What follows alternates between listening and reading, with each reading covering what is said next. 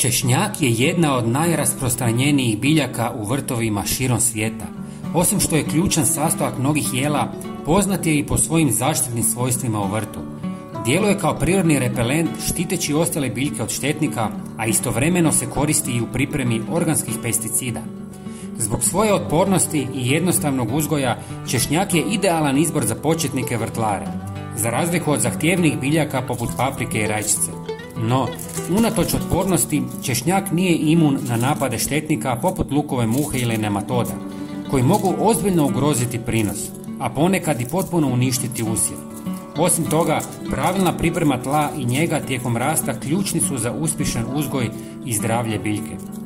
Danas ću vam pokazati kako možete zaštititi i povećati otpornost sadnom materijalu. Pola litre mlake vode dodajte čajnu žličicu nim praha i miješajte dok se ne otopi.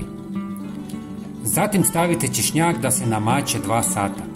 Nim je bogat prirodnim spojevima koji imaju antifugalna i antibakterijska svojstva što pomaže u zaštiti češnjaka od bolesti. Njegovi insekticidni učinci sprječavaju napade štetnika poput nematoda i lukove muhe. Namakanje češnjaka u nim otopini jača biljku i osigurava zdraviji rast. Nakon 2 sata izvadite češnjak i odmah ga posadite. Osim nim praha možete koristiti i pepeo. Postupak je sličan.